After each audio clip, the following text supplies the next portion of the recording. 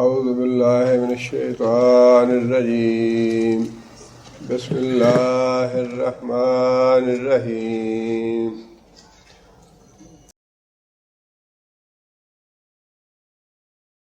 لا يحب اللہ الجہر بالسوء من القول.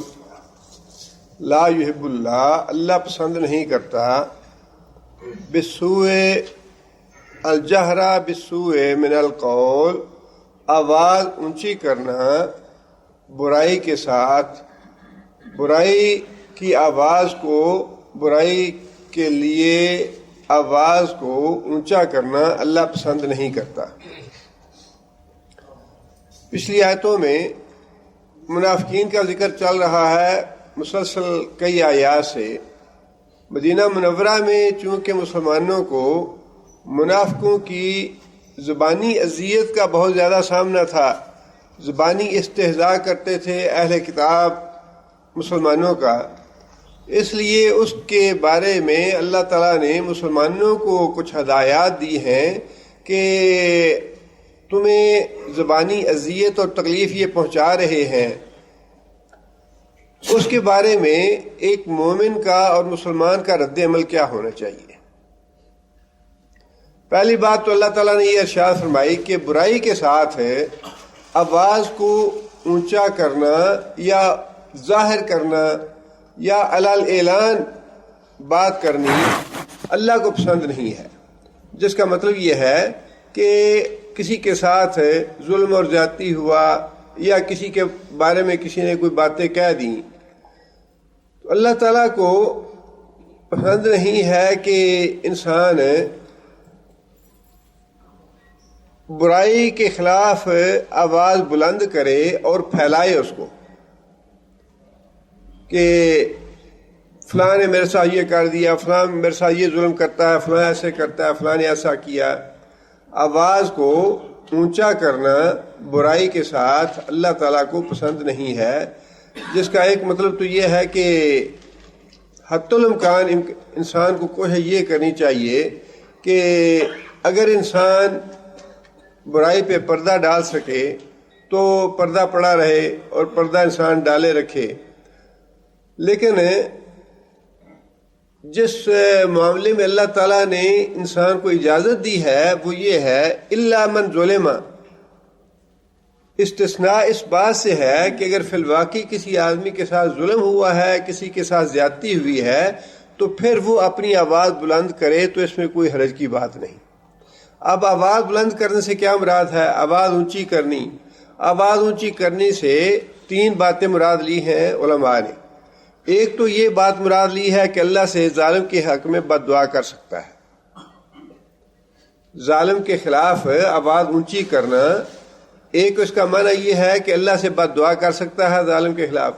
دوسرا معنی یہ ہے کہ عدالت میں مقدمے کو لے جا سکتا ہے جس پہ ظلم ہوا ہے. تیسری بات یہ کہ عام لوگوں کو بھی آگاہ کر سکتا ہے کہ میرے اوپر فلاں آدمی نے یہ ظلم کیا ہے. یہ تینوں مفہوم ہے اس کے. اور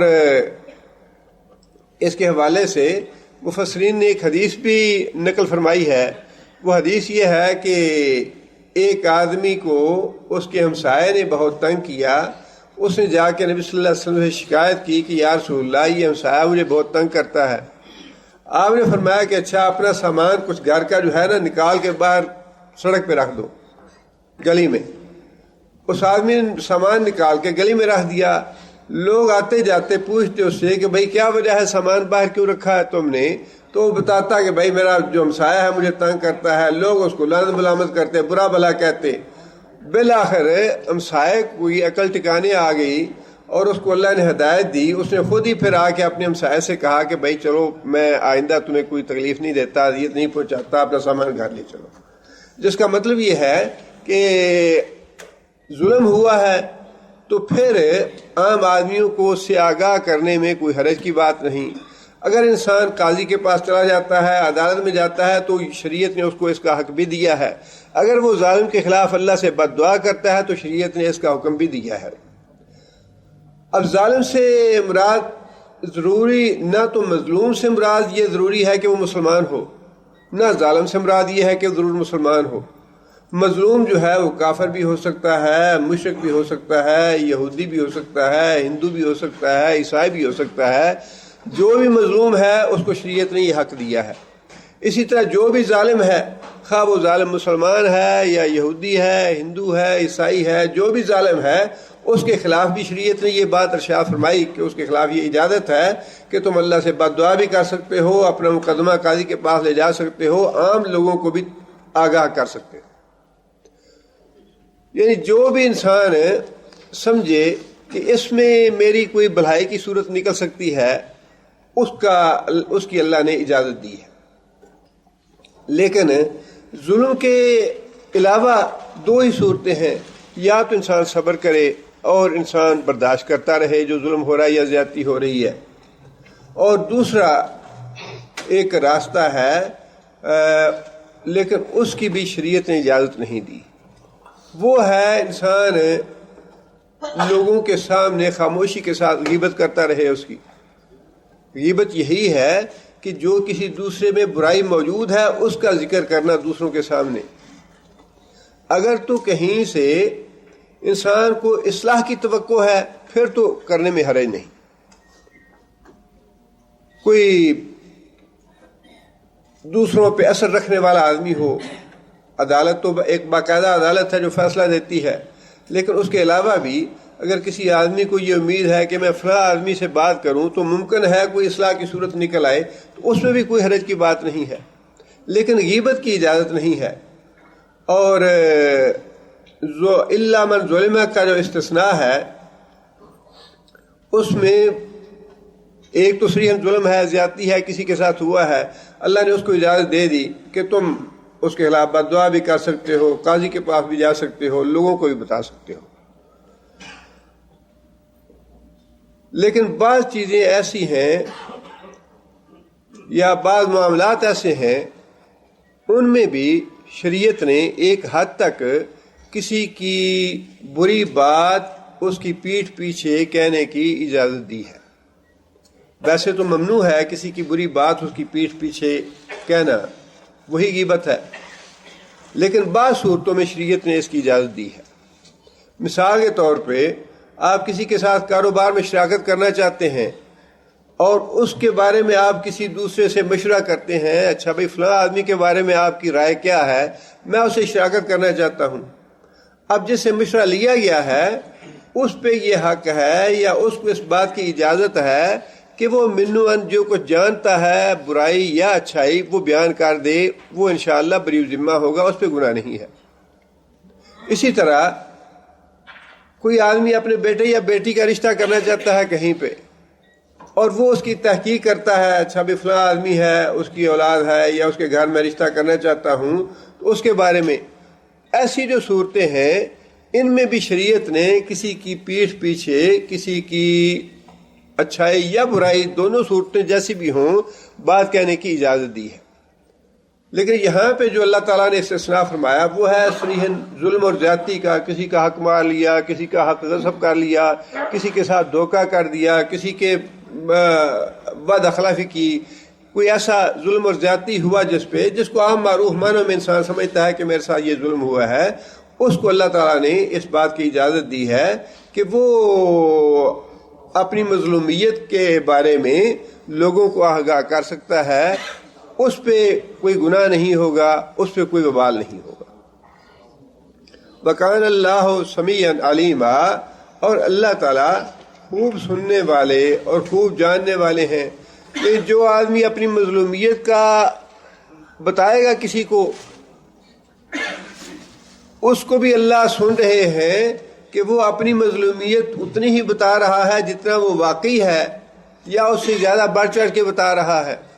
اس لیے کہ جس پہ ظلم ہوا ہے اس کو اجازت اتنی ہی ہے کہ جتنا اس پہ ظلم ہوا ہے اس کی تلافی کرے یا اتنا ہی اس سے بدلہ لے. ظلم سے بڑھ کے ظلم کے جواب میں ظلم کرنے کی اجازت نہیں ہے. ظلم سے بڑھ کے ظلم کرنے کی اجازت نہیں ہے. انتقام میں بدلہ اتنا ہی لے جتنی کسی کے ساتھ زیادتی یا ظلم ہوا ہے.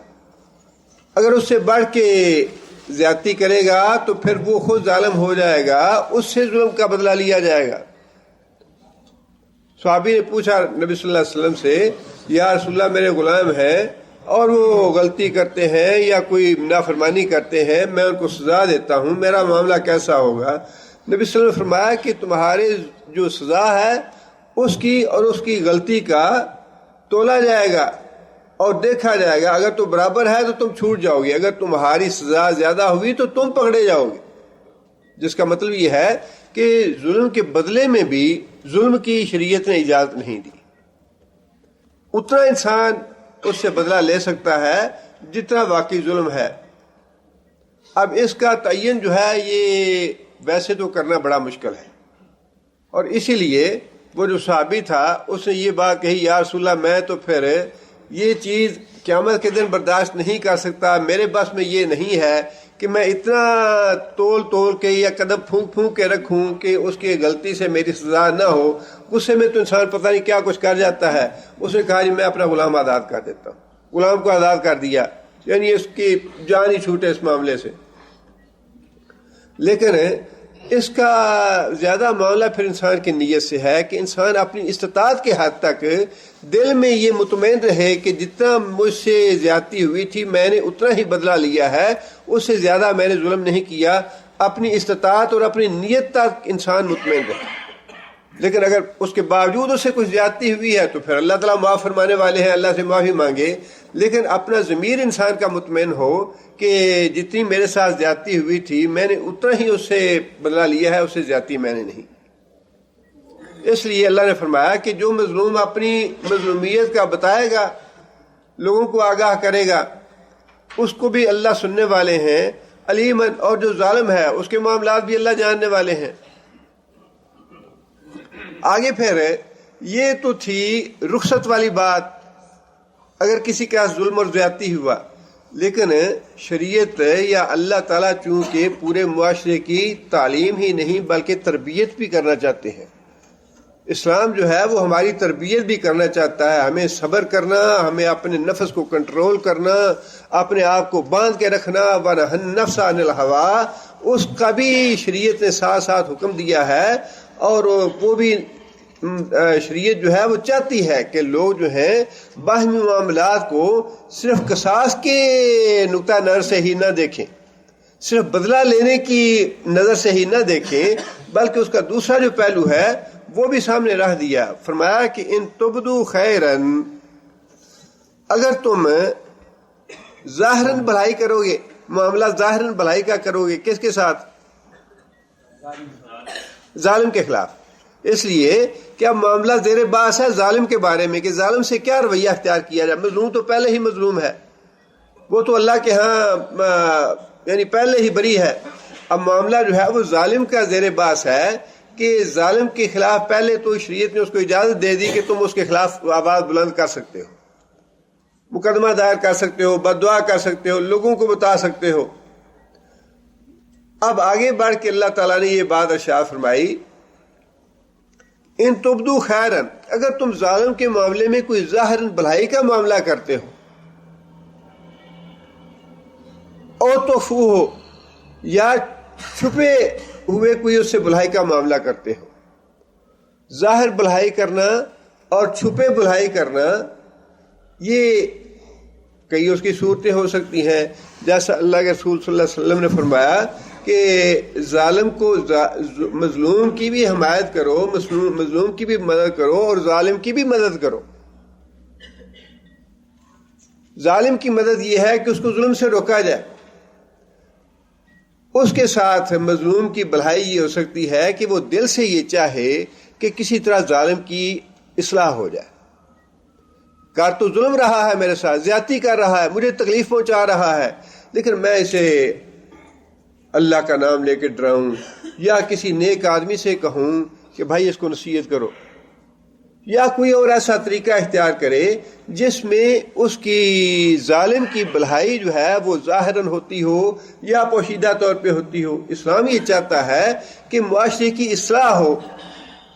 بدلہ لینا یہ تو ایک کلیہ اللہ نے طے فرما دیا کہ بالاکم فی القصاص حیاتن، کہ قصاص جو ہے فی الحال اس میں تو زندگی ہے تمہاری. انسان کا دل ٹھنڈا تبھی ہوتا ہے جب انسان یہ دیکھتا ہے کہ جس نے مجھ پہ ظلم کیا تھا اس کو اس کی سزا مل گئی ہے. اس لیے اولاً تو اسلام جو ہے وہ عدل کا دین ہے، عدل ہی کا حکم ہے. اعدلوا هو اقرب للتقوی، اسی میں تمہاری زندگی ہے، اسی میں تقوی ہے. عدل قائم کرو. معاشرے میں اصلاح اور معاشرے کی بھلائی اور خیر اسی میں ہے کہ معاشرے میں ہر طرح سے عدل قائم ہو. لیکن اس سے آگے بڑھ کے بھی اگر کوئی آدمی تقوی کی راہ اختیار کرتا ہے اور بھی زیادہ اللہ سے اجر و ثواب کا طالب ہے تو اس کے بارے میں بھی اللہ تعالیٰ نے رستہ ضرور دکھلا دیا ہے کہ اچھا ایک رستہ یہ بھی ہے. اور یہ شریعت کا معاملہ جو ہے تقریباً ہر حکم کے معاملے میں ایسا ہے. یہ تو فرما دیا کہ زکوٰۃ جو ادا نہیں کرے گا اس کا مال پاک نہیں ہوگا اور اس کو قیامت کے دن وہ سام بن جائے گا، اس کے لیے سونے کی تختیاں بنا کے اس کی پیٹھوں کو داغا جائے گا. یہ تو ایسا ایک واجب اور فرض بتا دیا کہ اس کے بغیر تو تمہاری جان چھوٹ نہیں سکتی، یہ نہیں کرو گے تو جہنم میں جاؤ گے. لیکن یہ حکم دینے کے بعد پھر آگے رغبت اور دلائی انسان کو انفاق فی سبیل اللہ کے لیے. وہاں چھوڑ نہیں دیا کہ ٹھیک ہے یہ تم فرض ادا کر لو تو تم بری ہو اب یا تمہاری جان چھوٹ گئی، بلکہ اس کے بعد پھر آگے بڑھ کے اور رغبت دلائی ہے کہ انفاق فی سبیل اللہ کرو.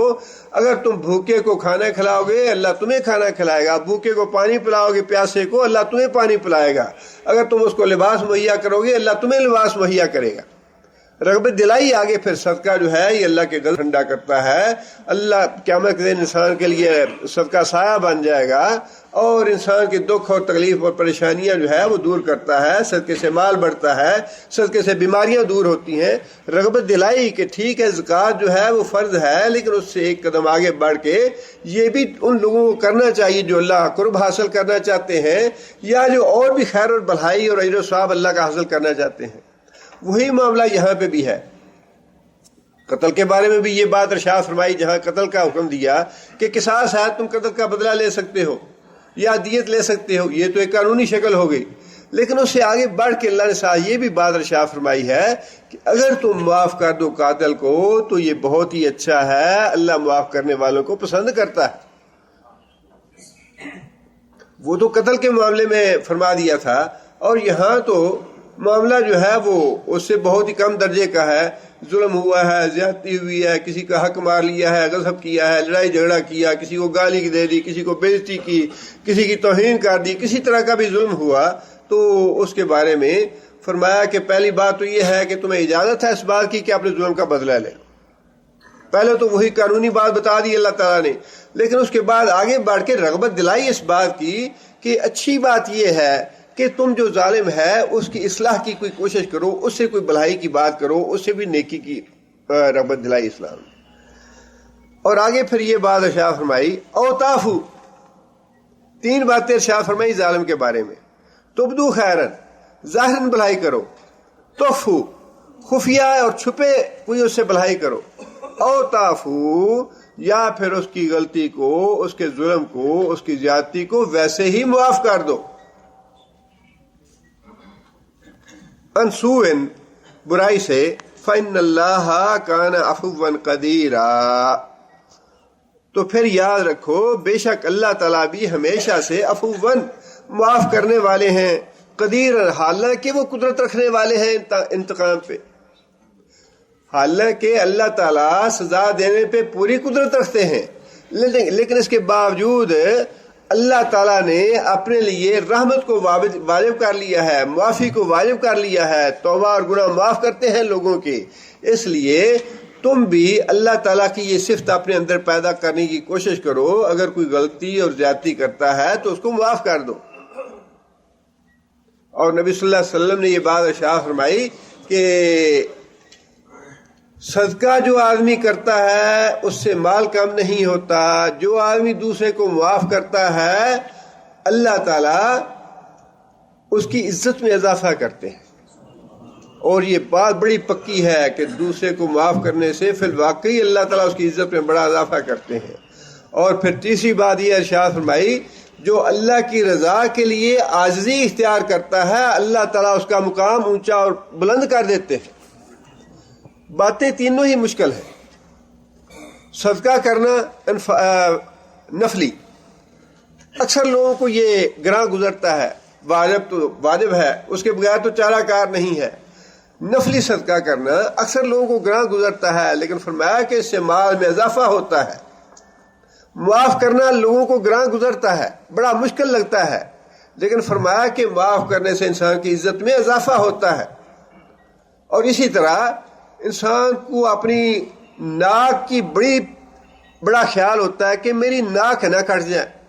اپنی برادری میں, اپنے خاندان میں, اپنے گلی محلے میں, اپنے دوست احباب میں ناک نہ کٹ جائے. لیکن انسان اب اللہ کے آگے جھکتے ہوئے اگر انکساری کر لے اللہ کو راضی کرنے کے لیے, اور اپنی کسی غلطی کا اعتراف کر لے یا کسی کی سے معافی مانگ لے, انسان اللہ کی رضا کے لیے نیچا ہو جائے, کوئی حرج کی بات نہیں ہے. انسان کی شخصیت میں فرق نہیں پڑتا, بلکہ اللہ فرماتے ہیں کہ اس کا میں مقام لوگوں میں اونچا کر دیتا ہوں, بلند کر دیتا ہوں. اس لیے یہ ساری معاشرے کی اصلاح کے لیے, ظلم سے روکنے کے لیے قانون بھی بنا دیا, لیکن مزید معاشرے میں خیر اور بھلائی پیدا کرنے کے لیے اللہ تعالیٰ نے اور بھی ایک قدم آگے بڑھ کے حکم دیا لوگوں کو کہ خیر اور بھلائی اور احسن جو پہلو ہے اس کا وہ اختیار کرو, اور وہ ہے معاف کر دینا یا پھر ظالم کی کسی نہ کسی طریقے سے بھلائی اور خیر جو ہے وہ طلب کرنا, اس کو نیکی کی راستے پہ لانا, اس کو ظلم سے ہٹا دینا, اللہ کا ڈر اور خوف پیدا کر دینا اس میں.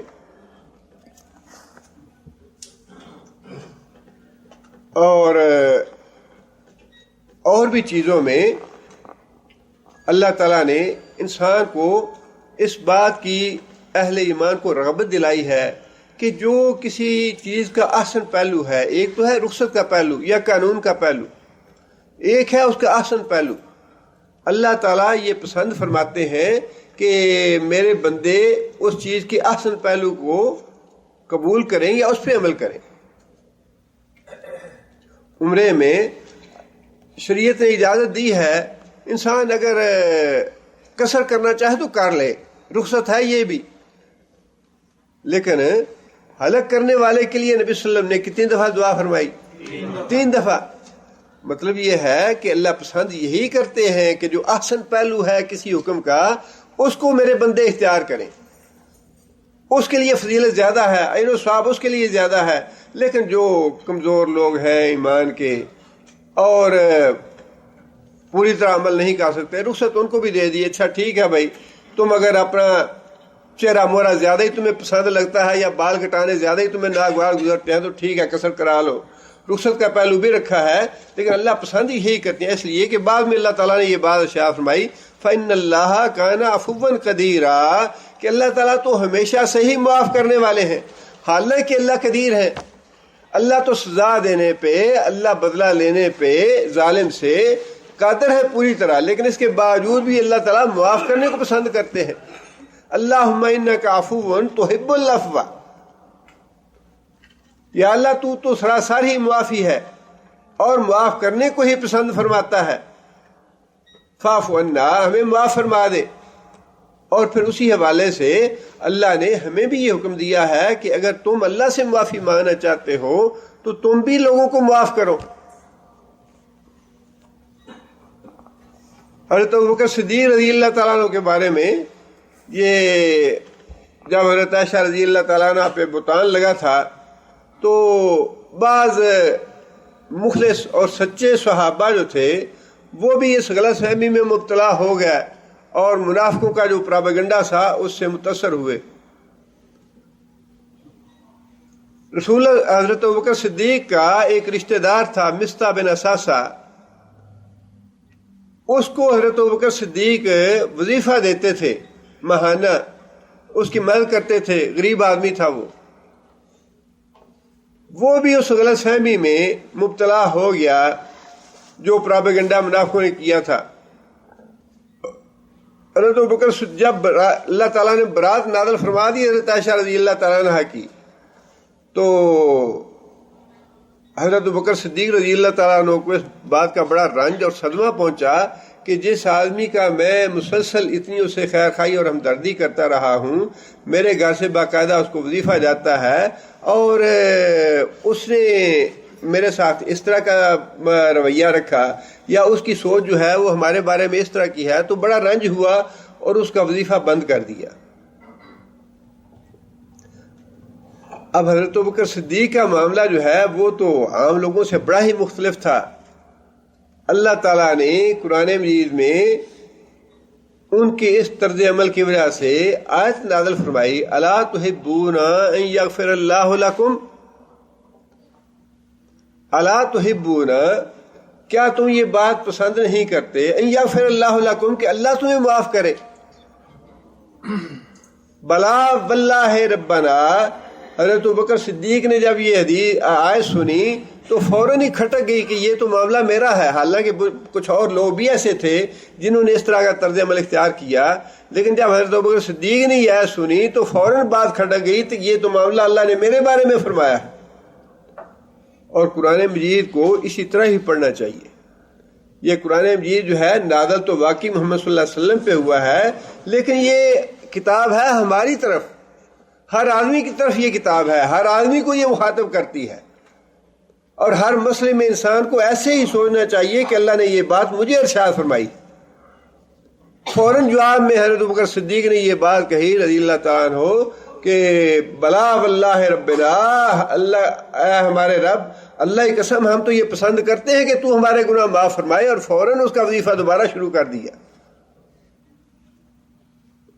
اس لیے اللہ تعالیٰ نے اس بات کی رغبت بھی ساتھ دلائی کہ بدلہ بھی لے سکتے ہو، لیکن اگر تم ظالم کے ساتھ کوئی خیر خواہی اور ہمدردی کر سکتے ہو تو وہ بھی اچھی بات ہے، اور اگر معاف کر دو تو اللہ تعالیٰ تو خود معاف کرنے والے ہیں، اور معاف کرنے والوں کو ہی اللہ پسند کرتے ہیں، اور اللہ چاہتے ہیں کہ تم لوگ دوسروں کو معاف کرو۔ آگے پھر چونکہ منافقوں کے حوالے سے جو صحابہ کرام اذیت محسوس کر رہے تھے ان کی باتوں کی وجہ سے، اس کے بارے میں اللہ تعالیٰ نے یہ ہدایت فرمائی کہ تمہارا طرز عمل یہ ہونا چاہیے۔ آگے پھر اللہ تعالیٰ نے خود جو یہودی عیسائی اہل کتاب تھے ان کے بارے میں احکام نازل فرمائے ہیں۔ اللہ فرماتے ہیں ان الذین یکفرون باللہ ورسلہ، بے شک وہ لوگ یکفرون جو کفر کرتے ہیں، باللہ اللہ سے، ورسلہ اور اس کے رسولوں سے۔ اس میں اللہ کا بھی انکار آ گیا اور رسولوں کا بھی انکار آ گیا۔ اب ایک اور قسم ہے لوگوں کی، وہ کون سی ہے؟ وَيُرِيدُونَ أَن يُفَرِّقُوا بَيْنَ اللَّهِ وَرُسُلِهِ، کچھ لوگ ایسے ہیں جو یہ چاہتے ہیں يُفَرِّقُوا بَيْنَ اللَّهِ وَرُسُلِهِ، ایمان لانے کے معاملے میں اللہ اور رسولوں میں فرق کیا جائے۔ اللہ پہ تو ایمان لاتے ہیں وہ، لیکن رسولوں پہ ایمان نہیں لاتے، فرق کرتے ہیں ایمان لانے میں۔ حالانکہ مطلوب یہ ہے کہ اللہ پہ بھی ایمان لاؤ، اس کے سارے رسولوں پہ بھی ایمان لاؤ۔ کچھ لوگ ایسے ہیں جو منکر ہیں اللہ کے بھی، اور وہ تو پھر رسولوں کے منکر بھی ہو گئے، آخرت کے منکر بھی ہو گئے، کتابوں کے بھی منکر ہو گئے، فرشتوں کے منکر بھی ہو گئے، وہ تو پکے کافر ہو گئے۔ لیکن دوسری قسم جو ہے وہ ہے جو اللہ پہ تو ایمان رکھتے ہیں، لیکن اس کے ساتھ وہ رسولوں میں، اللہ میں اور رسولوں میں ایمان لانے کے معاملے میں فرق کرتے ہیں۔ اللہ پہ ایمان لاتے ہیں، رسولوں پہ ایمان نہیں لاتے۔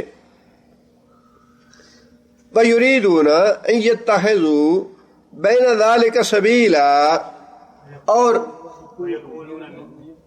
وَيَقُولُونَ نُؤْمِنُ بِبَعْضٍ وَنَكْفُرُ بِبَعْضٍ، اور پھر بعض لوگ ایسے ہیں جو یہ کہتے ہیں کہ رسولوں میں سے نُؤْمِنُ بِبَعْضٍ، ہم بعض رسولوں پہ ایمان لاتے ہیں، وَنَكْفُرُ بِبَعْضٍ، اور بعض رسولوں پہ ایمان نہیں لاتے، بعض رسولوں کا انکار کرتے ہیں۔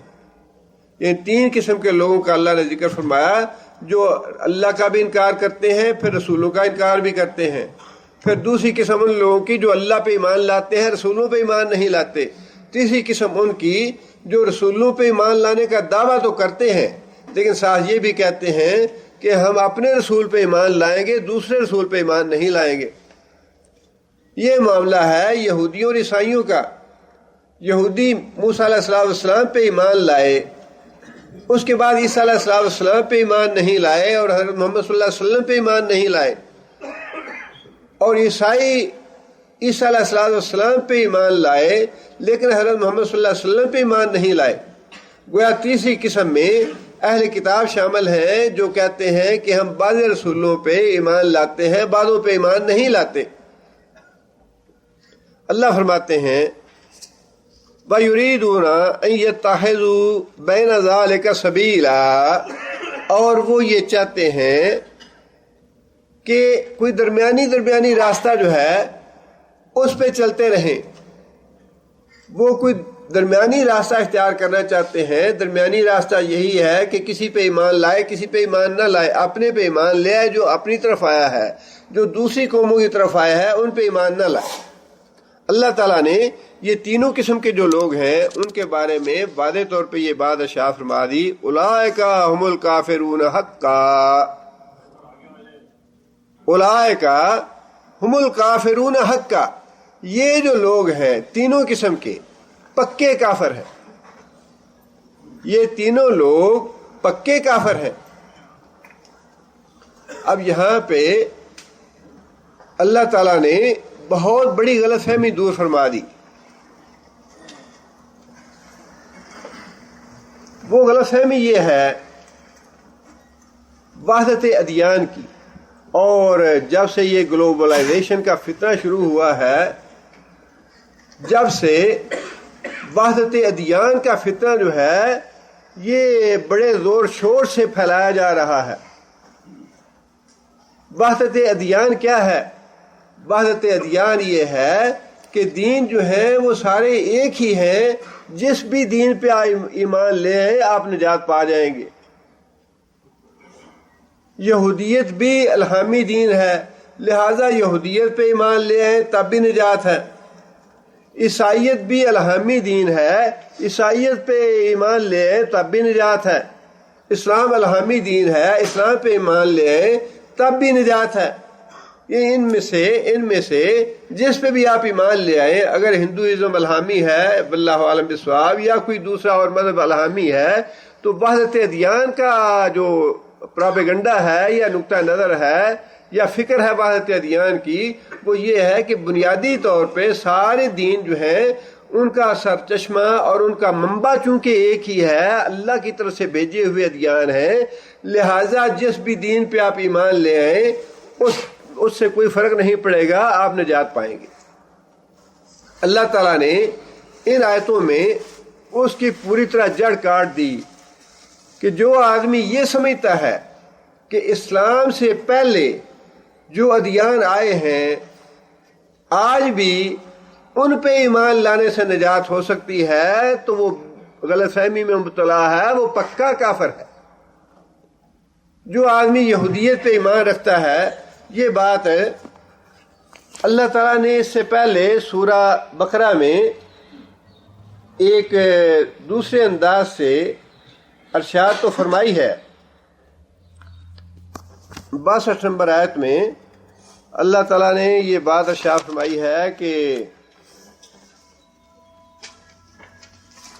ان الذین آمنوا، یہ اس سے پہلے ہم پڑھ چکے ہیں، ان الذین آمنوا والذین ہادوا، بے شک وہ لوگ جو ایمان لائے، مراد ہے مسلمان، والذین ہادوا وہ لوگ جو یہودی ہوئے، والنصارى وہ لوگ جو عیسائی ہیں، نصارہ ہیں، والصابئین اور جو صابئی ہیں، من آمن باللہ والیوم الآخر جو بھی ایمان لے آئے اللہ پر اور یوم آخر پر، وعمل صالحا اور نیک عمل کرے، فلہم اجرہم عند ربہم ان کے لیے اجر ہے اپنے رب کے پاس، ان کے لیے اپنے رب کے پاس اجر ہے۔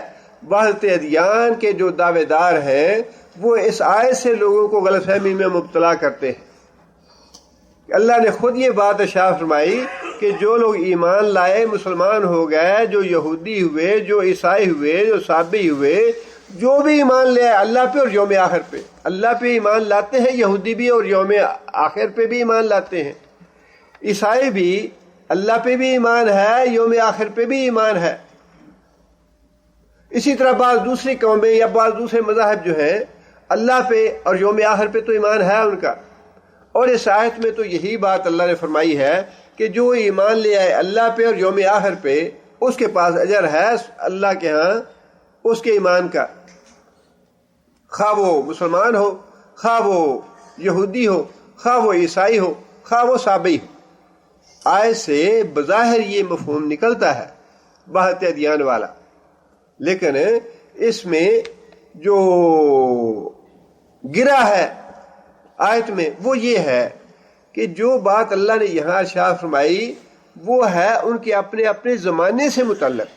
جو آدمی ایمان لایا اللہ پہ اور یوم آخر پہ محمد صلی اللہ علیہ وسلم کے آنے کے بعد، اور جب یہ فرمایا کہ ہادو یہودی ہوئے، اس سے مراد یہودیوں کا اپنا زمانہ ہے، موسیٰ علیہ السلام کے بعد کا زمانہ، اور جو لوگ یہودی ہوئے موسیٰ علیہ السلام کے زمانے میں اور ایمان لے آئے اللہ پہ اور یوم آخر پہ، بنصارہ، اور وہ عیسائی جو عیسیٰ علیہ السلام کے زمانے پہ عیسیٰ علیہ السلام پہ ایمان لے آئے، ان کا ذکر ہو رہا ہے۔ اور اسی طرح بصابئین، اور بھی کوئی اگر ایسا الہامی مذہب فی الواقع ہے اپنے پیغمبر کے ہوتے ہوئے جو بھی اس پہ ایمان لے آیا اور یوم آخر پہ ایمان لایا، اللہ پہ ایمان لایا اور عمل نیک کیے، اس کے لیے اجر ہے اس کے رب کے ہاں۔ اس میں تھوڑی سی گرا تو ہے لیکن اس کو سمجھنا چاہیے، اور وہ گرا جو ہے وہ اس آیت نے مکمل طور پہ کاٹ دیا، اس کو ختم کر دیا اس کو، جس میں اللہ تعالیٰ نے یہ بات ارشاد فرما دی کہ جو بھی فرق کرے گا پیغمبروں پہ ایمان لانے میں، جو بھی بعض پہ ایمان لائے گا بعض پہ ہی لائے گا، اللہ تعالیٰ نے فرما دیا اولئک هم الکافرون حقا، یہ پکے کافر ہیں۔ ان کے کفر کے بارے میں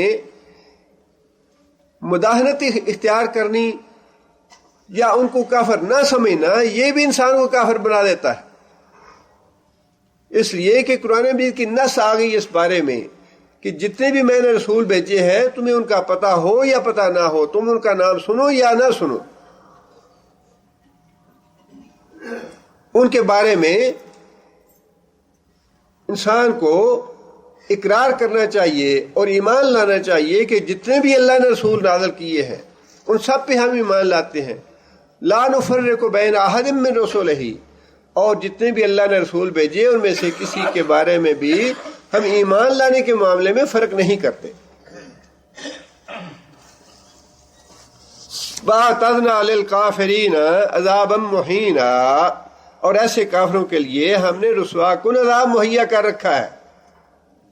اللہ کے رسول صلی اللہ علیہ وسلم نے یہ بات ارشاد فرمائی کہ میرے مبعوث ہو جانے کے بعد جس آدمی نے بھی میرا نام سن لیا کہ محمد بن عبداللہ صلی اللہ علیہ وسلم اللہ کے رسول ہیں، اور وہ مجھ پہ ایمان نہ لایا، خواہ وہ یہودی ہو یا عیسائی ہو یا کسی بھی الہامی مذہب سے تعلق رکھنے والا ہو، جو مجھ پہ ایمان نہیں لائے گا وہ جہنم میں جائے گا۔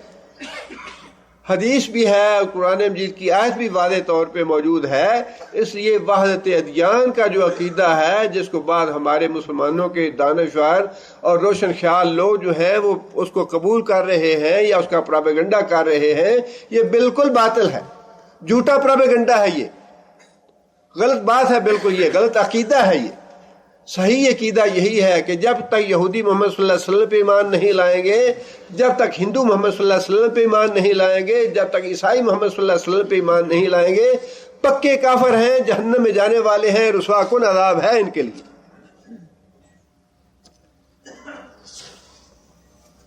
آگے پھر اللہ تعالیٰ نے ایمان کے حالت کے بعد تو اللہ نے واضح فرما دی کہ وحدت ادیان کا عقیدہ جو ہے یہ باطل ہے، ایمان لائے بغیر کوئی چارہ نہیں، لیکن وضاحت کا تقاضا یہی تھا کہ آگے پھر اس بات کو مزید پکا کر دیا جائے۔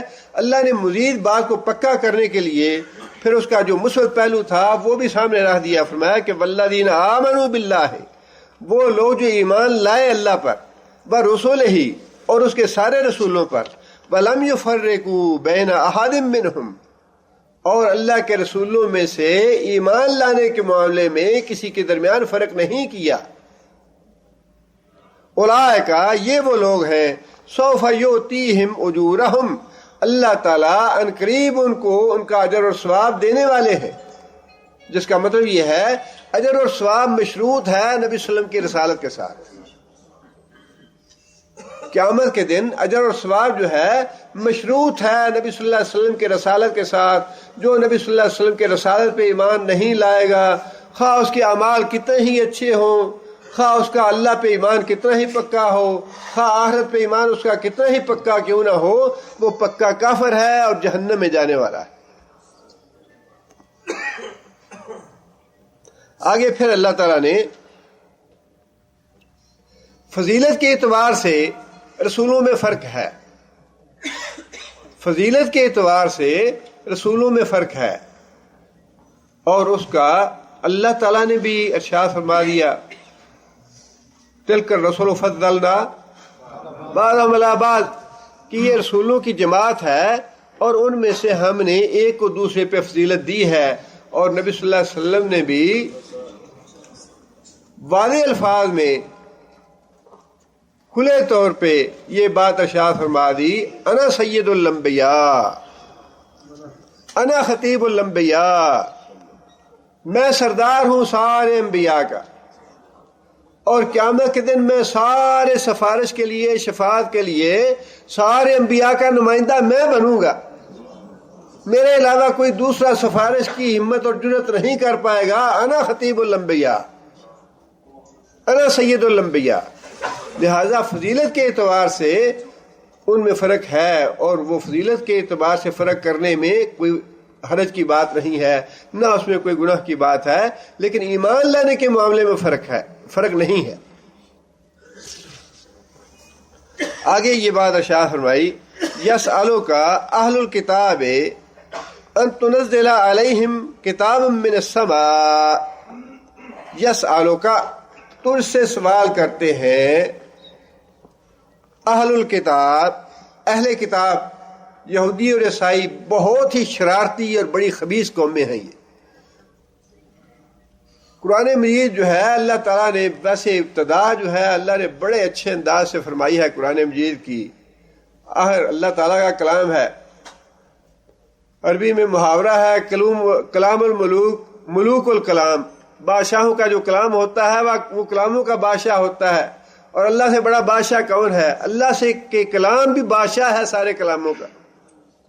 اللہ تعالیٰ نے ابتدا میں ہی چونکہ ان کو ان کے منصب سے برخاست کرنا تھا، معزول کرنا تھا، ابتدا میں ہی اللہ تعالیٰ نے ان کی شرارتوں اور خباثتوں کا بڑی تفصیل سے ذکر فرما دیا.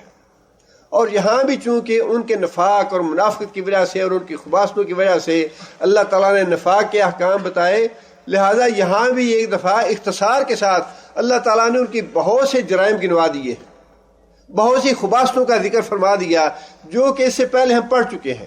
لیکن یہاں پہ اللہ تعالیٰ نے ان کا ذکر اختصار کے ساتھ فرمایا کہ اے محمد صلی اللہ علیہ وسلم آپ سے یہ سوال کرتے ہیں اہل کتاب ان تنزل علیہم کتابا من السماء، ان تنزل کہ تو نازل کرے ان پہ، علیہم ان کے اوپر، کتاباً ایک کتاب یا ایک لیٹر ایک خط، من السماء آسمانوں سے.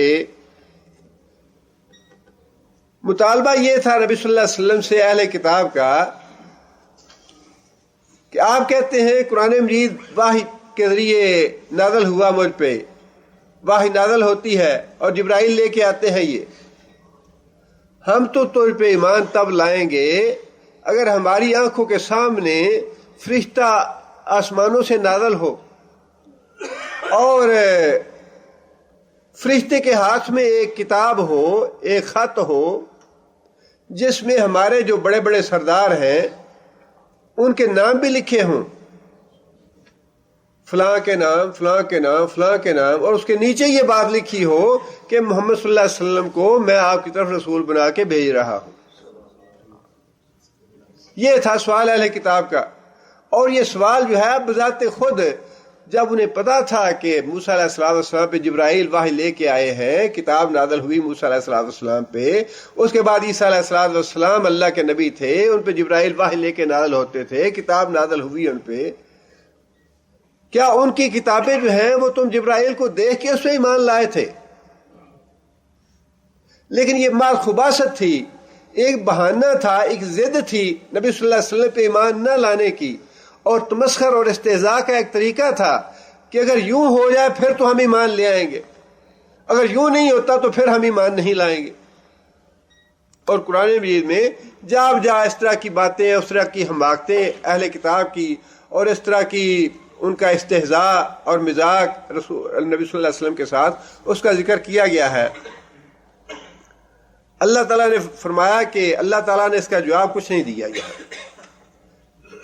اور ہر سوال کا یا استہزاء کا جواب دینا ضروری بھی نہیں ہوتا، ہر بات کا جواب جو ہے دینا ضروری نہیں ہوتا، بلکہ بہت سی حماقتوں اور بہت سے استہزاء اور جو غلط ضدی قسم کے سوال ہوتے ہیں ان کا جواب خاموشی ہی بہتر ہوتا ہے۔ اللہ تعالیٰ نے اس سوال کا جواب نہیں ارشاد فرمایا، بلکہ ایک اور طرح سے بات سمجھانے کی کوشش کی، نبی صلی اللہ علیہ وسلم کو تسلی دی اس معاملے میں، فرمایا فَقَدْ سَأَلُوا مُوسَىٰ أَكْبَرَ مِنْ ذَلِكَ۔ فقط سألو، یہ جو یہودی خبیث قوم ہے، شرارت پسند قوم ہے، سألو موسیٰ، انہوں نے تو موسیٰ علیہ السلام سے سوال کیا، اکبر من ذالک، جو اس سے بھی زیادہ احمقانہ تھا، اس سے بھی بڑا حماقت والا سوال تھا۔ فقالو، اور یہ کہا، ارن اللہ جہرتن، ارن اللہ، اللہ کو دکھا ہمیں، کون سا اللہ ہے جو تمہیں بھیجتا ہے تمہارے اوپر وحی، ارن اللہ، دکھا ہمیں، ہم اللہ کو اپنی آنکھوں سے دیکھنا چاہتے ہیں۔ اور یہ بات انہوں نے اس وقت کہی جب موسیٰ علیہ السلام کوہ طور پہ اللہ تعالیٰ نے بلایا، موسیٰ علیہ السلام کو اللہ تعالیٰ نے باقاعدہ لکھی لکھائی تختیاں دے دیں کہ یہ شریعت کے احکام ہیں اور اپنی قوم کو جا کے بتاؤ کہ اس پہ عمل کریں۔ موسیٰ علیہ السلام لے کے چلے گئے، اور جب لے کے گئے ان کے پاس، یہاں تو مطالبہ یہ تھا اہل کتاب کا کہ ہمارے پاس خط آ جائے، جیسا خط موسیٰ علیہ السلام تختیاں لے کے آئے تھے اسی طرح کی تختیاں لکھی لکھائی یا لیٹر یا کتاب ہمارے لیے بھی ہونا چاہیے۔ لیکن ان کے اپنے زمانے کی بات یہ کہ وہی جو یہودی تھے بنی اسرائیل کے لوگ، موسیٰ علیہ السلام نے دکھایا ان کو تو کہنے لگے کہ ہمیں کیا پتہ یہ کس نے تختیاں دی ہیں، جب تک ہم اللہ تعالیٰ کی طرف سے خود یہ بات نہ سنیں اپنے کانوں سے کہ اے موسیٰ، یہ میں تمہیں تختیاں دے رہا ہوں، تمہیں یہ شریعت دے رہا ہوں، تمہاری طرف میں یہ نازل کر رہا ہوں، ہم کیسے ایمان لے آئیں؟ اسی لیے اللہ نے فرمایا کہ اے محمد صلی اللہ علیہ وسلم، آپ سے تو صرف اتنا مطالبہ ہے کہ ہمیں خط آ جائے ہمارے پاس تو ہم ایمان لے آئیں گے۔ موسیٰ علیہ السلام سے تو اس سے بھی بڑا احمقانہ اور بڑا شرارت والا سوال کیا انہوں نے، اور سوال یہ تھا کہ ہم اللہ کو اپنی آنکھوں سے دیکھنا چاہتے ہیں، اور ایک سے ایک بڑھ کے خباثت۔ وہاں جب موسیٰ علیہ السلام کتاب تختیاں لے کے گئے، وہاں تو یہ بات کہی کہ ہم اپنے کانوں سے سننا چاہتے ہیں کہ یہ بات جو ہے یہ واقعی تختیاں اللہ کے نازل کی ہیں، اللہ تمہیں مخاطب کر کے کہیں کہ اے موسیٰ، یہ میری شریعت ہے، یہ میں نے لکھے لکھائے احکام تمہیں دے رہا ہوں، اور یہ بنی اسرائیل کو دو جا کے۔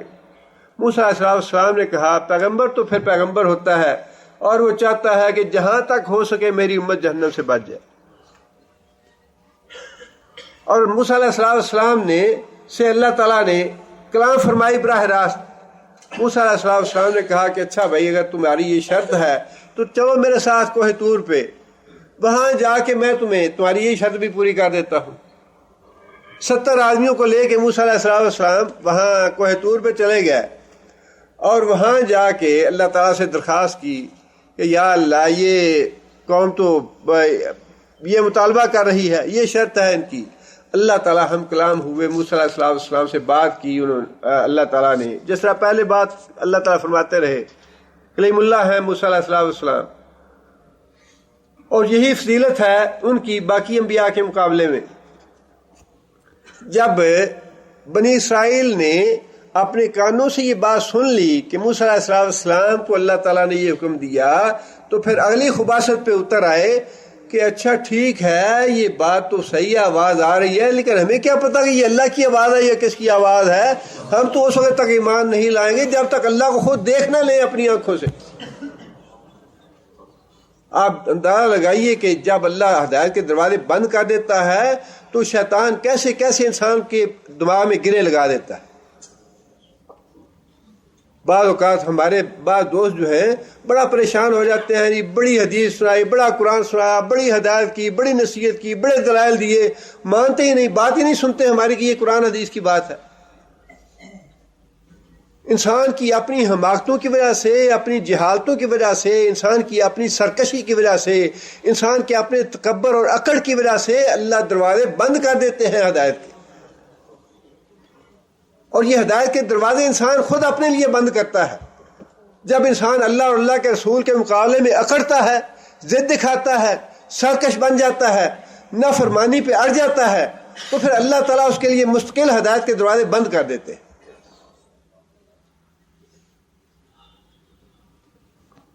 اللہ تعالیٰ نے جب انہوں نے یہ مطالبہ کیا تو اللہ تعالیٰ نے اس کا ذکر بھی اس سے پہلے ہم پڑھ چکے ہیں، سورہ بقرہ میں 55 نمبر آیت ہے۔ اللہ فرماتے ہیں وَإِذْ قَالَ مُوسَىٰ لِقَوْمِهِ وَإِذْ قُلْتُمْ، اور جب تم نے یہ کہا یا موسیٰ، اے موسیٰ، لَن نُؤْمِنَ، ہم ہرگز ایمان نہیں لائیں گے لَکَ تیرے اوپر، حَتَّىٰ نَرَى اللَّهَ جَهْرَةً، حتیٰ کہ ہم اللہ تعالیٰ کو اپنی آنکھوں سے نہ دیکھ لیں۔ فَأَخَذَتْكُمُ الصَّاعِقَةُ وَأَنْتُمْ تَنظُرُونَ، اچانک بجلی نے آ لیا، اللہ کا عذاب آ گیا ان کی اس ضد پہ، اس تکبر اور غرور پہ، اس سوال کی وجہ سے اللہ کا عذاب آ گیا ان پہ۔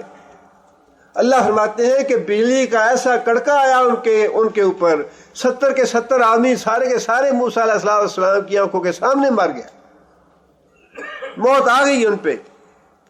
وَأَنْتُمْ تَنظُرُونَ، تمہارے دیکھتے دیکھتے تمہارے اوپر بجلی کڑکی اور تم سارے کے سارے مر گئے۔ اللہ فرماتے ہیں ثُمَّ بَعَثْنَاكُم مِّن بَعْدِ مَوْتِكُمْ،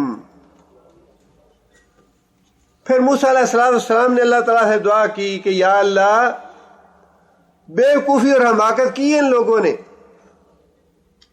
وہی ہے کہ پیغمبر تو بڑا مشفق اور مہربان ہوتا ہے، آخری لمحے تک یہی چاہتا ہے۔ نبی صلی اللہ علیہ وسلم بھی عبداللہ بن ابی کے لیے کھڑے ہو گئے تھے دعا مانگنے کے لیے۔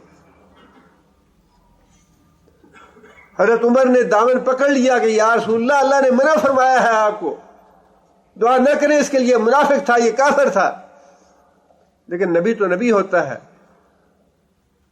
فرمایا کہ اللہ تعالیٰ نے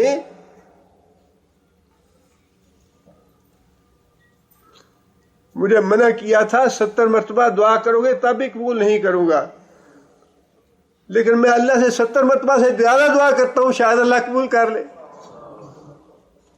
نبی تو نبی ہوتا ہے۔ مر گئے آدمی سارے کے سارے اپنی اس سوال کے عذاب میں پکڑے گئے۔ نبی پھر ہاتھ پھیلائے کھڑا ہو گیا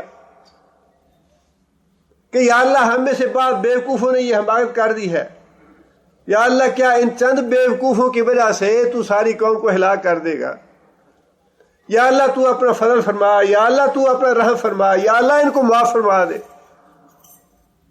اللہ فرماتے ہیں کہ موسیٰ نے دعا کی ثم بَعَثْنَاكُم مِّن بَعْدِ مَوْتِكُم، مرنے کے بعد ہم نے تمہیں معاف کیا، پھر تمہاری غلطی سے درگزر کیا، تمہیں دوبارہ زندہ کر دیا وہیں پہ۔ اللہ تعالیٰ نے ان کی اس حماقت کا یہاں پھر ذکر فرمایا ہے کہ تم تو وہ لوگ ہو، موسیٰ علیہ السلام کی قوم تو وہ لوگ ہے جس نے موسیٰ سے یہ مطالبہ کیا تھا کہ ہم اس وقت تک ایمان نہیں لائیں گے جب تک ہم اللہ تعالیٰ کو اپنی آنکھوں سے نہ دیکھ لیں۔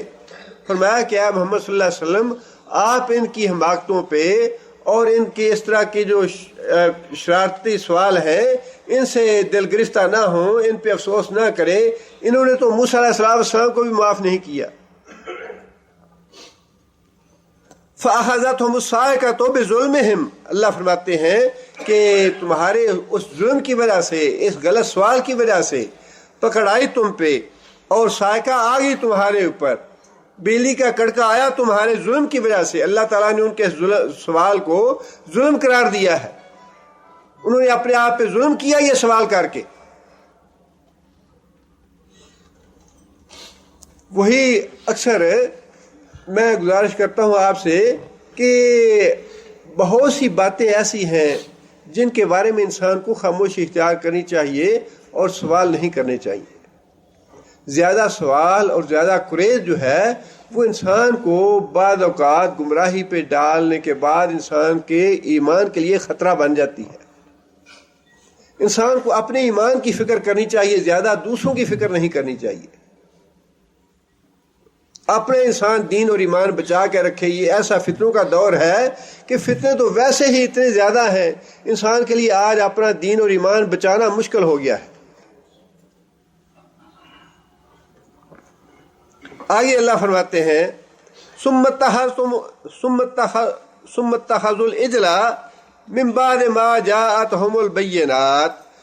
موسیٰ علیہ السلام جب اللہ تعالیٰ نے بلایا 30 راتوں کے لیے کہ یہاں کوہ طور پہ آؤ، وہاں آ کے 30 راتیں گزارو، پھر 10 راتوں کا اضافہ فرما دیا، 40 راتوں کا وقت معین فرما دیا کہ یہ راتیں آگے گزارو، یہاں پہ عبادت کرو اللہ کی، اللہ کا ذکر کرو۔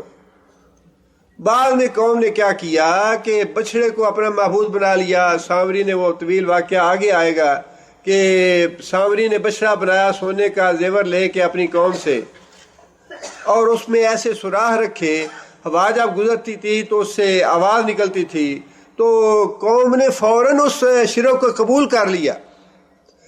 شرک کی دعوت دینے والے نے تو شرک کی دعوت دینی ہی تھی، لیکن اس قوم کی خباثت کا اللہ ذکر فرما رہے ہیں کہ قوم ایسی مشرک تھی، ایسی خبیث قوم تھی، ایسی جاہل اور بے عقل قوم تھی کہ ایک جانور بنایا سامری نے، اور اس نے اس طریقے سے جانور بنایا کہ اسے آواز آتی تھی، تو فوراً شرک کرنے لگے کہ یہی تو ہمارا معبود ہے، اور کہنے لگے کہ نسیا موسیٰ بھول گیا ہے، موسیٰ نے اپنا رب آسمانے والوں رب کو بنا لیا، اصل میں تو رب یہی تھا۔ آپ اندازہ کریں کیسی خبیث اور کیسی شریر قوم ہے۔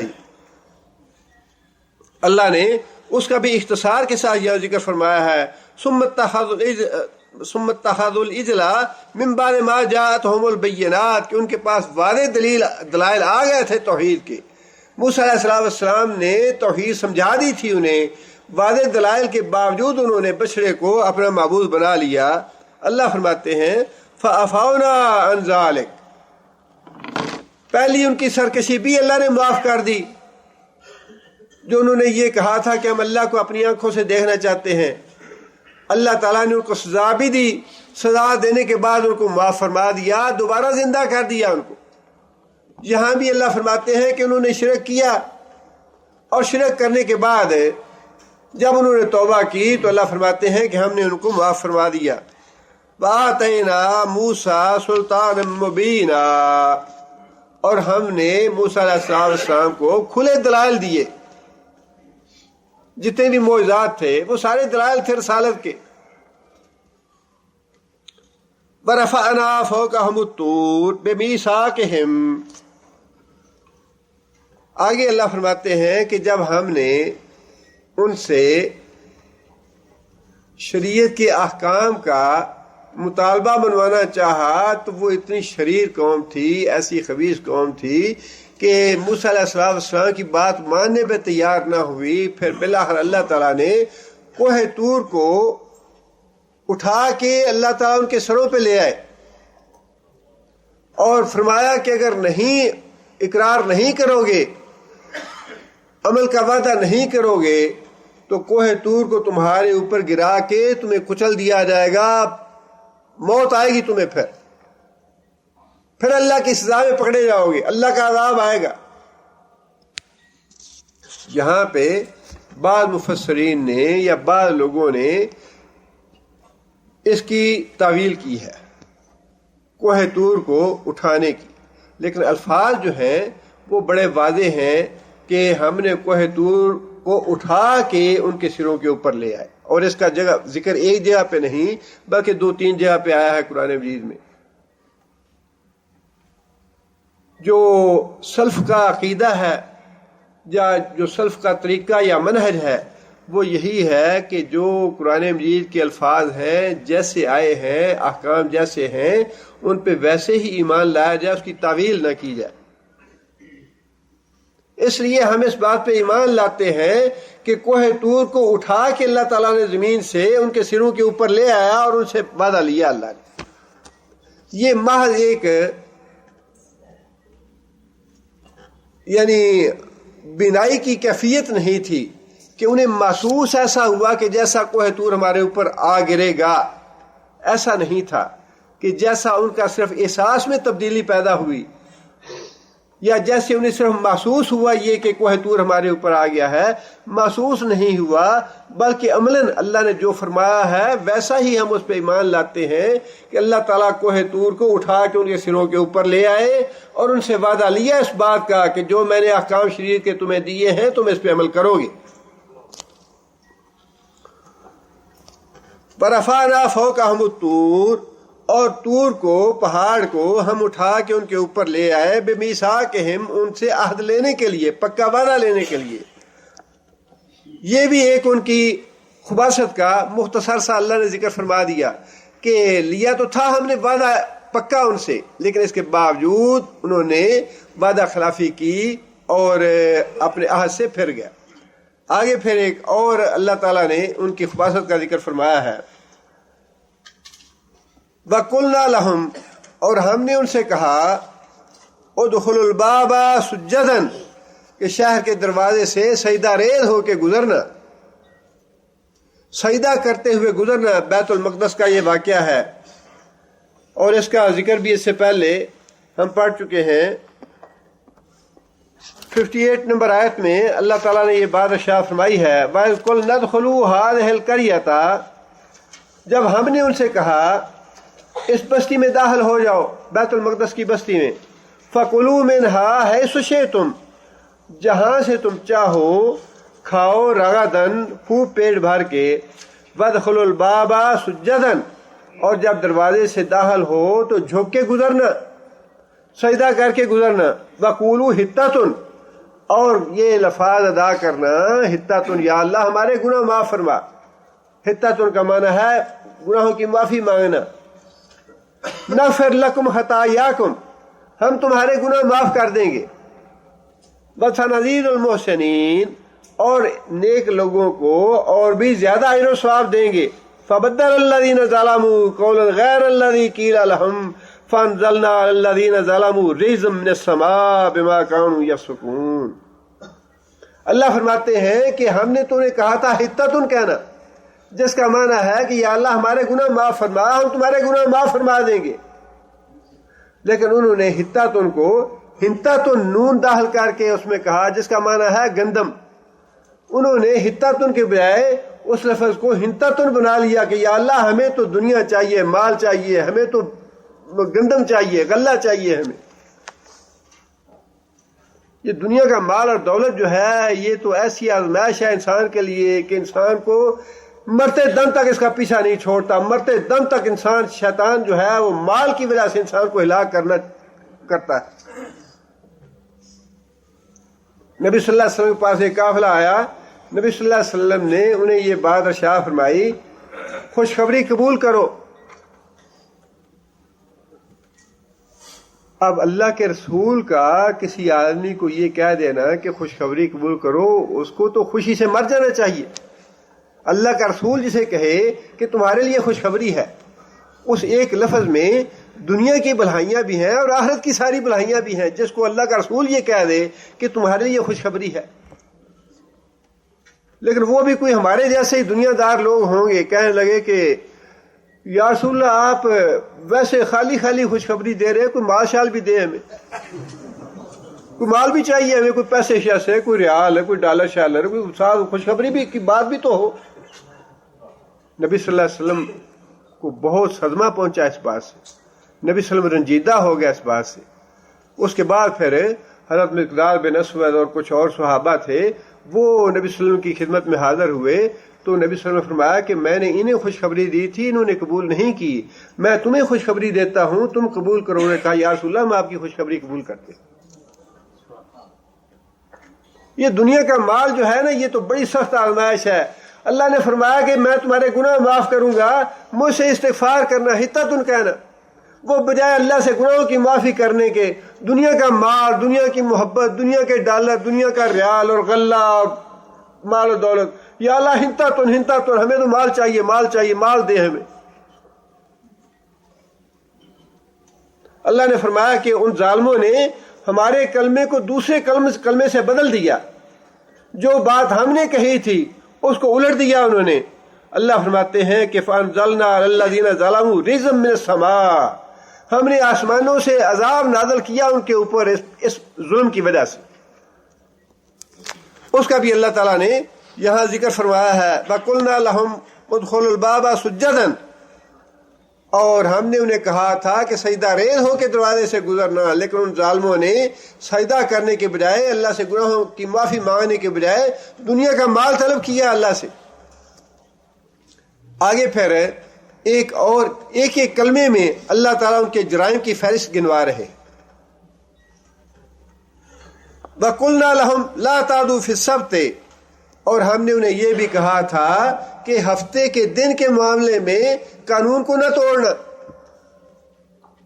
ہم تمہیں یہ ضابطہ اور قانون دے رہے ہیں کہ ہفتے کا دن جو ہے تمہارے لیے مقدس ہے، عبادت کا دن ہے، یہ سارا دن عبادت کے لیے صرف کرنا، دنیا کمانے کے لیے، اوور ٹائم لگانے کے لیے اور مال دولت اکٹھا کرنے کے لیے اس دن کو کام نہ کرنا ہم نے منع کر دیا تھا۔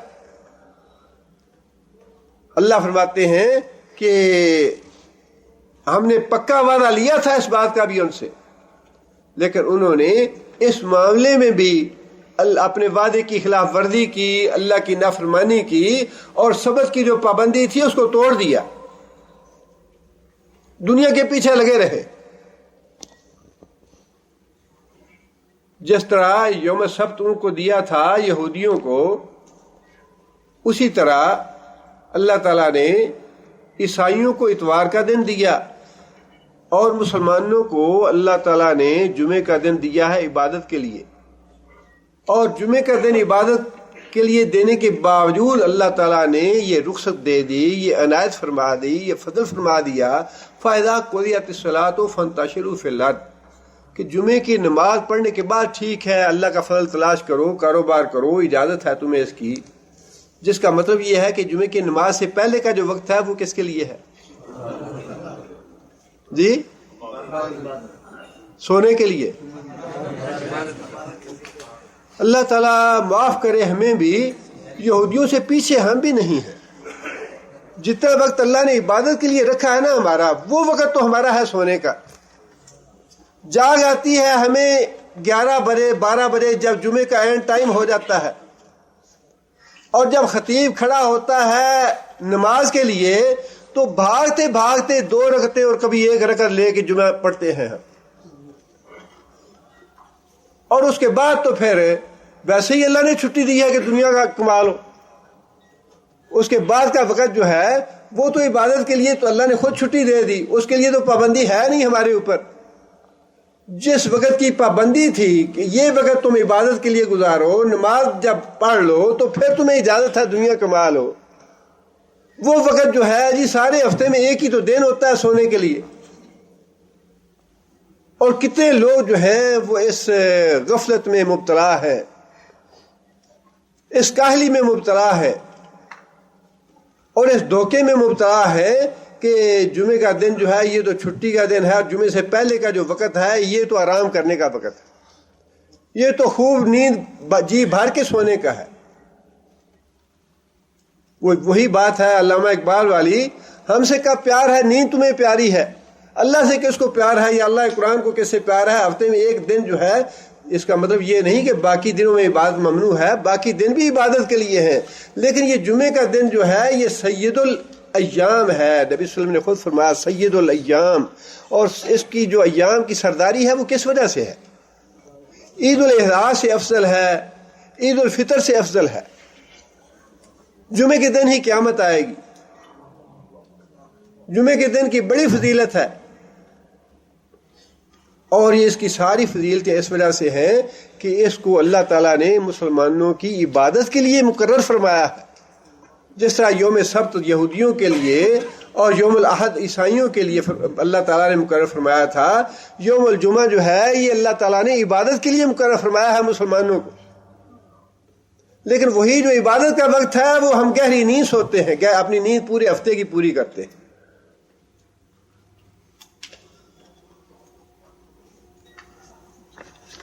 فرمایا کہ وَأَخَذْنَا مِنْهُمْ مِيثَاقًا غَلِيظًا، ہم نے بڑے پکے پکے وعدے لیے ان ساری باتوں کے ان لوگوں سے۔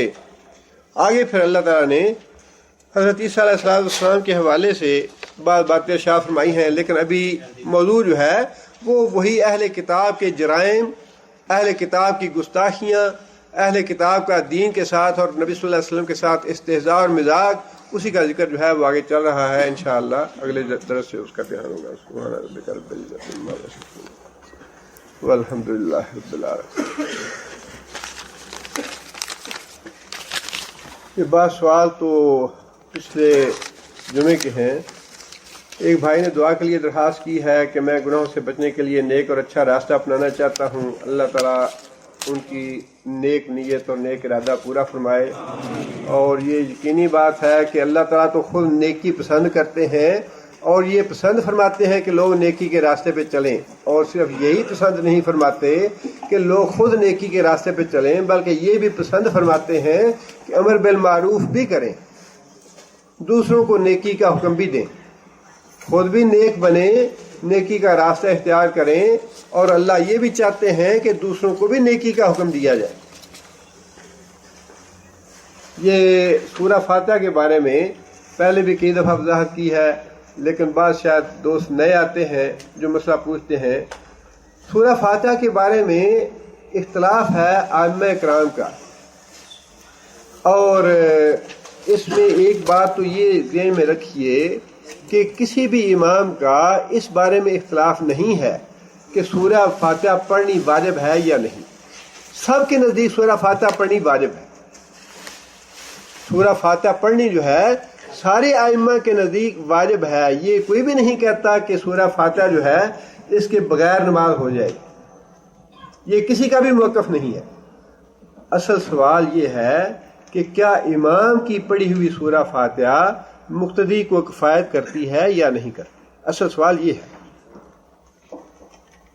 اس کا جواب یہ ہے کہ جو چیز احادیث سے معلوم ہوتی ہے، میں تو طالب علم ہوں، اپنے ناقص جو مطالعہ ہے اس کے بارے میں جو میری رائے ہے وہ یہی ہے کہ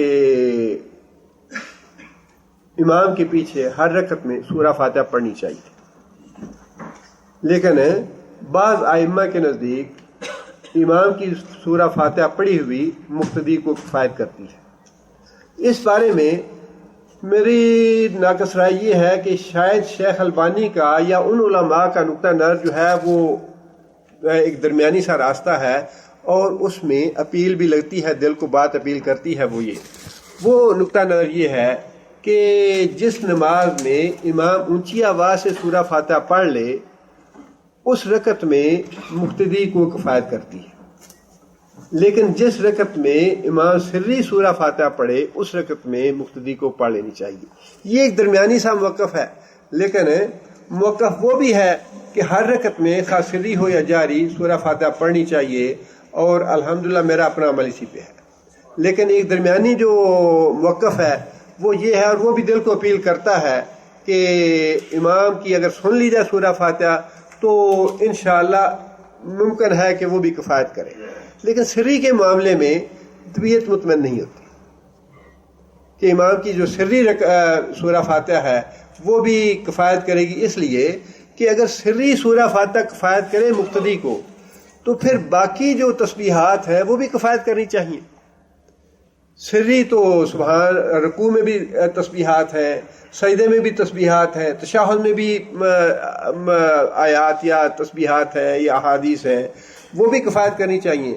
لیکن جب انسان باقی ارکان میں خود پڑھنے کا مکلف ہے اور خود پڑھنی چاہیے، تو پھر اس کا مطلب یہ ہے کہ سری جو سورہ فاتحہ امام کی وہ مقتدی کو کفایت نہیں کرتی، اور یہی بات جو ہے وہ زیادہ معقول ہے، عقلی طور پہ بھی یہی صحیح ہے. لیکن اگر کوئی اس پہ عمل کرتا ہے درمیانے والے موقف میں، تو امید ہے کہ شاید اس کی گنجائش یا رخصت بھی ہے کہ جب امام جہری سورہ فاتحہ پڑھ لے تو مقتدی جو ہے وہ اس کو سن لے، تو انشاءاللہ امید ہے کہ اس کو کفایت کرے گی. لیکن جو حدیث کا واضح موقف ہے وہ انشاءاللہ یہی ہے کہ رکعت خواہ سری ہو یا جاری ہو، انسان کو سورہ فاتحہ پڑھ لینی چاہیے. واللہ اعلم بالصواب. یہ ایک بھائی نے لکھا ہے کہ پاکستان میں دعا کریں اللہ تعالیٰ شریعت نافذ کر دے. اللہ تعالیٰ دعائیں کرنے والے تو پتہ نہیں کتنے لوگ ہیں، ہزاروں نہیں لاکھوں لوگ ہوں گے، اور اللہ کے کچھ بندے یقیناً ایسے موجود ہیں پاکستان میں جن کی دعاؤں کی وجہ سے، جن کی جد و جہد اور جن کی کوشش کی وجہ سے یہ ملک اب تک قائم ہے. اور وہ لوگ ہم سمجھتے ہیں کہ ہر طبقے میں موجود ہیں، عوام میں بھی موجود ہیں، سیاستدانوں میں بھی ہوں گے، عسکری جو رہنما ہیں ان میں بھی موجود ہوں گے، جو بیوروکریٹ ہیں ان میں بھی نیک اور متقی لوگ یقیناً موجود ہیں جس کی وجہ سے ملک قائم ہے. دعا تو بہرحال ہر آدمی کو کرنی چاہیے، لیکن اصل چیز تو یہی ہے کہ جن کے ہاتھ میں عنان حکومت ہے اللہ ان کو ہدایت دے.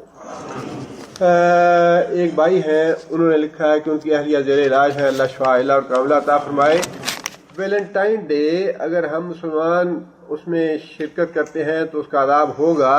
اس سے پچھلے درس میں ہم نے کون سی آیت پڑھی تھی؟ جس مجلس میں اللہ کی آیتوں کا انکار کیا جا رہا ہو، اللہ کے دین کا استہزاء کیا جا رہا ہو، شریعت کے خلاف کوئی باتیں ہو رہی ہوں، اگر تم اس میں شامل ہوگے تو کیا ہوگا؟ اذم مثلہم، تم بھی ویسے ہی شمار کیے جاؤ گے، دنیا میں بھی اور آخرت میں بھی. ان کے عذاب میں ویسے ہی تم بھی شریک ہوگے جیسے وہ شریک ہیں. ویلنٹائن ڈے جو ہے یہ کس کا تہوار ہے؟ کافروں کا ہے یا مسلمانوں کا ہے؟ کافروں کا ہے. جب یہ کافروں کا تہوار ہے، اس حدیث کی اس آیت کی روح سے وضاحت کے ساتھ مفسرین نے لکھا ہے کافروں کے جتنے بھی تہوار ہیں ان سب میں شرکت کرنا، خواہ وہ کرسمس ڈے ہو یا ہولی ہو یا بسنت ہو یا کوئی ویلنٹائن ڈے ہو یا اپریل فول ہو، یہ سب کافروں کے تہوار ہیں. ان میں شرکت کرنا ویسا ہی عذاب لازم کر دے گا جیسا عذاب کافروں پہ آئے گا.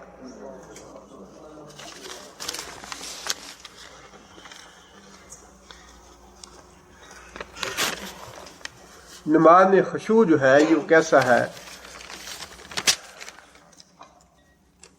ایک بھائی نے لکھا ہے کہ کفیل کی وجہ سے پریشان ہے، اللہ تعالیٰ ان کی پریشانی دور فرمائے. اور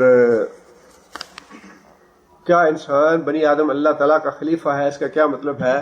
بعض علماء نے انسان کو اللہ کا خلیفہ ہی لکھا ہے، لیکن جو سلف کا منہج ہے یا تعبیر ہے یا تفسیر ہے وہ اللہ کا نائب ہونے کا نہیں ہے، بلکہ وہ یہ ہے کہ انسان سے پہلے جن جو تھے وہ مخلوق تھے اللہ کی، اور جنوں کے آنے کے بعد اللہ تعالیٰ نے انسانوں کو بنایا. خلیفہ کا مطلب ہے ایک کے بعد دوسرا آنے والا، وہ چلا جاتا ہے اس کے بعد کوئی اور آتا ہے. اب اللہ تعالیٰ کی ذات تو ابدی ہے، اللہ کی ذات کہیں چلی تو نہیں گئی کہ انہوں نے اپنے جانے کے بعد اپنا خلیفہ بنا دیا کہ اچھا بھی جب میں نہیں ہوں گا تو میرے بعد تم اب یہ ذمہ داری پوری کرنا. اس لیے اس کا صحیح مفہوم یہی ہے کہ جو جن مخلوق تھی ان کے بعد اللہ تعالیٰ نے انسان کو ان کا خلیفہ بنا دیا کہ اللہ تعالیٰ کے احکام جو ہیں ان پہ یہ عمل کریں یا ان کو نافذ کریں. دعا مانگتے ہوئے اللہ نبی صلی اللہ علیہ وسلم کا واسطہ دینا یا اللہ کے صفاتی نام سے ہی دعا کی جا سکتی ہے. صحیح یہی بات ہے جو آپ نے لکھی ہے کہ اللہ تعالیٰ کی صفاتی نام سے کے واسطے سے دعا کی جا سکتی ہے یا اپنے کسی نیک عمل کا واسطہ دیا جا سکتا ہے. جو چیز حدیث سے ثابت ہے وہ تو یہی ہے اب انسان عقلی دلائل دیتا رہے یا ادھر ادھر کی باتیں کرتا رہے تو وہ اور بات ہے، لیکن جو حدیث سے باتیں ثابت ہیں وہ یہ ہے کہ انسان اپنے نیک اعمال کا واسطہ دے کہ یا اللہ اگر میں نے یہ نیک عمل تیری رضا کے لیے کیا تھا تو یا اللہ یہ مصیبت مجھ پہ آئی ہے یہ دور فرما دے، یہ حدیث سے ثابت ہے۔ اور اللہ تعالیٰ کے صفاتی نام سے اللہ تعالیٰ کا واسطہ دینا وہ تو ویسے ہی وہ بھی حدیث میں موجود ہے، اس لیے درست یہی ہے کہ اور سنت میں حدیث میں یا قرآن میں واسطے کا لفظ کہیں بھی نہیں آیا کہ نبی صلی اللہ علیہ وسلم نے کبھی کسی کا واسطہ دیا ہو، حضرت ابراہیم کا، حضرت اسماعیل کا یا حضرت نوح کا یا کسی بھی پیغمبر کا، اور نہ ہی صحابہ کرام سے یہ ثابت ہے کہ انہوں نے اپنی دعا میں کبھی نبی صلی اللہ علیہ وسلم کو واسطہ بنایا۔ جو شخص 11ویں شریف یا محرم کے نام نظر نیاز دیتا ہے وہ اسلام سے خارج ہے اور مشکل کشا بھی کہتا ہے اور کفر شرک بھی کرتا ہے، ایسے مسلمان کے لیے کیا حکم ہے؟ بات تو وہی ہے کہ اللہ تعالیٰ نے آپ کو شعور دیا کہ 11ویں شریف دینا جو ہے یہ شرک ہے، اور امام حسین کے نام کی نظر نیاز دینا یہ بھی شرک ہے، اور کسی کو مشکل کشا کہنا بھی شرک ہے، تو اللہ کا شکر ادا کریں آپ کو اللہ نے شرک سے بچا لیا۔ اب جو یہ کر رہا ہے اس کا معاملہ اللہ کے حوالے کر دیں۔ یہ جو ہے نا فتوے لگانے والی بات اور کافر اور مشرک کہنے والی بات، اس سے تھوڑا بچنا چاہیے۔ باتیں ساری ٹھیک ہیں، مجھے پورا اتفاق ہے کہ جتنی بھی باتیں آپ نے لکھی ہیں یہ ساری کی ساری شرک میں شامل ہیں، لیکن ہم یہی کہیں گے کہ یہ ساری باتیں شرک میں شامل ہیں، یہ نہیں کرنی چاہیے، ان کا ارتکاب کرنے والا مشرک ہو جاتا ہے، لیکن آگے معاملہ جو ہے وہ اللہ کے حوالے ہے، ہمیں دعا کرنی چاہیے اللہ ان کو ہدایت دے۔ جب انسان اسی حالت میں مر جائے گا تو پھر تو اس کا انجام جو ہے وہ مشرک کا ہے، جب اسی حالت میں مر جائے گا اس کا انجام مشرک کا ہے۔ جب تک وہ مرتا نہیں، کلمہ پڑھ رہا ہے، نبی صلی اللہ علیہ وسلم کا وہ ایمان رکھتا ہے، ان کی رسالت پہ، جنت اور جہنم پہ ایمان ہے اس کا، کتابوں پہ ایمان ہے، فرشتوں پہ ایمان ہے اس کا، تو پھر جب اس کو اللہ ہدایت دیتا ہے تو پھر اس کو دوبارہ کلمہ پڑھنے کے لیے کوئی نہیں کہتا۔ بات سمجھ گیا میری؟ جو ہندو ہے وہ مسلمان ہونا چاہے تو کیا کہیں گے اسے؟ پہلے کلمہ پڑھ۔ عیسائی کو کہیں گے کلمہ پڑھ، یہودی سے کہیں گے کلمہ پڑھ، لیکن جو کلمہ گو مشرک ہے اگر وہ شرک کی حالت میں مرتا ہے تو یقیناً مشرک ہے، اس کا انجام مشرکوں کے ساتھ ہے۔ لیکن جب تک مرتا نہیں، شرک کر رہا ہے اور اللہ اس کو ہدایت دے دیتا ہے تو اس کو دوبارہ کلمہ پڑھانے کی ضرورت نہیں ہے۔ لیکن معاملہ پھر بھی اللہ کے حوالے ہے، میں مفتی نہیں ہوں، میں کوئی ایسی بات نہیں زبان سے نکالنا چاہتا جس سے میں خود پکڑا جاؤں، ہے شرک ہی یہ، اور اگر اسی حالت میں مر جائے گا تو انجام مشرکوں کے ساتھ ہوگا، یہ بات پکی ہے اور واضح ہے۔ لیکن جب تک وہ زندہ ہے، جب تک اس کا معاملہ جو ہے ہندوؤں سے، عیسائیوں سے، کافروں سے، یہودیوں سے، عیسائیوں سے لگتا ہے کہ کچھ مختلف ہے، واللہ اعلم بالصواب۔ اذان جو ہے یہ نبی صلی اللہ علیہ وسلم کے زمانے میں ہی شروع ہو گئی تھی، اور ایک بھائی نے لکھا ہے کہ استقامت کے لیے اور حافظے کے لیے دعا کریں، اللہ تعالیٰ ان کی استقامت دے۔ حضرت اویس کرنی کے بارے میں لکھا ہے، نبی صلی اللہ علیہ وسلم نے حضرت اویس کرنی کا خود ذکر فرمایا ہے، اور یہ بات ارشاد فرمائی ہے کہ بہترین تابعی ہیں اویس کرنی، تابعیوں میں سے۔ نبی صلی اللہ علیہ وسلم کا زمانہ پایا انہوں نے، لیکن اپنی والدہ کی خدمت کی وجہ سے انہوں نے سفر نہیں کیا، نبی صلی اللہ علیہ وسلم کی خدمت میں حاضر نہیں ہوئے۔ مسلم شریف کی حدیث میں موجود ہے کہ نبی صلی اللہ علیہ وسلم نے حضرت عمر سے یہ بات کہی تھی کہ اگر تمہیں مل جائیں تو ان سے دعا کروانا اپنے لیے، یہ بات درست ہے۔ اور جب کوئی لشکر وغیرہ یمن سے آتا تھا، یمنی تھے، کرن وہاں پہ ایک شہر کا نام ہے، جب یمن سے کوئی قافلے آتے تھے، لشکر وغیرہ آتے تھے، حضرت عمر بڑے اہتمام سے ان سے پوچھتے تھے کہ تمہارے درمیان کوئی اویس نام کا آدمی ہے؟ اور جب آیا آدمی تو جو باقی نشانیاں پوچھی تھیں وہ بھی حضرت عمر نے پوچھی اس سے، کیا تمہیں برس تھی پہلے؟ اس نے کہا جی ہاں برس تو تھا مجھے۔ پھر پوچھا کہ کیا درہم کے برابر برس کا نشان تمہارے جسم پہ ہے؟ انہوں نے کہا جی ہاں ہے۔ کیا تمہاری والدہ زندہ ہے؟ ہاں جی والدہ زندہ ہے۔ کیا تم اس وجہ سے سفر نہیں کر سکے؟ ہاں جی اس وجہ سے سفر نہیں کر سکا۔ تو پھر حضرت عمر نے بتایا انہیں کہ میرے لیے تم دعا کرو، اور حضرت اویس کرنی نے دعا کی ان کے لیے. اور جاتے ہوئے حضرت عمر نے یہ کہا کہ تم واپس جا رہے ہو، اگر تم بتاؤ کہ تمہارا کام ہے یا کوئی خدمت ہے تمہاری تو میں وہاں کے گورنر کے نام رکا لکھ دوں، تمہارے کوئی کام آ جائے. حضرت اویس کرنی کہنے لگے کہ امیر المومنین میں گمنام رہنا پسند کرتا ہوں، میں گمنام رہنا پسند کرتا ہوں. یہ ہے تقوی کی بات اور یہ ہے للہیت کی بات، یہ ہے خلوص کی بات. آج ہمارا معاملہ جو ہے وہ ہے شہرت کا، ٹی وی کا، اخبار کا. سامنے آنا چاہیے لوگوں کے کہ ہم نے کیا کام کیا ہے، کتنے ہم نے بندے جو ہے وہ اپنے مسلک کے بنا لیے ہیں، کتنی تعداد ہو گئی ہے ہماری، کتنا ہماری نمائش ہوتی ہے، کتنی ہماری شہرت ہوتی ہے، کتنا ہماری واہ واہ ہوتی ہے. یہ ساری چیزیں جو ہیں اللہ تعالیٰ معاف کرے. بس اللہ تعالیٰ مجھے بھی اپنی پناہ میں رکھے اور آپ لوگوں کو بھی اللہ اپنی پناہ میں رکھے. حضرت عائشہ رضی اللہ تعالیٰ عنہ فوت ہونے لگیں. حضرت عبداللہ بن عباس آئے ملنے کے لیے. حضرت عائشہ رضی اللہ تعالیٰ عنہ کہنے لگیں کہ بھائی عبداللہ بن عباس آ رہا ہے، رہنے دو اس کو، نہ بلاؤ، بلا آئے گا تو میری تعریفیں کرے گا، میری اچھی باتیں کہے گا تو میں پسند نہیں کرتی، اس کو رہنے دو، نہ بلاؤ اسے.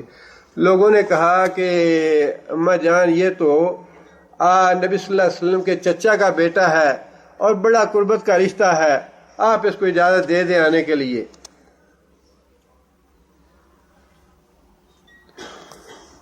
حضرت عائشہ نے اجازت تو دے دی لیکن ساتھ یہ بات کہنے لگیں میں تو یہ چاہتی تھی کہ کاش آج سے پہلے میں لوگوں کے لیے نسیم منسیہ ہو گئی ہوتی، مجھے لوگ بھول گئے ہوتے عائشہ کون ہے، کوئی میرا نام لینے والا ہی نہ ہوتا.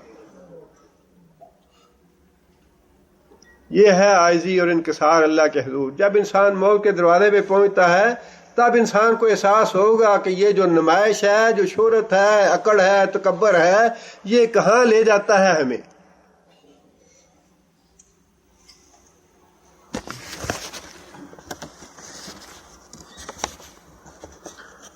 یہ ایک بھائی نے سوال، یہ پچھلے درس کا ہی ہے، کہ ہر فرض نماز کے بعد نبی صلی اللہ علیہ وسلم نے اپنا منہ مقتدیوں کی طرف کر کے ہاتھ اٹھا کر دعا مانگی.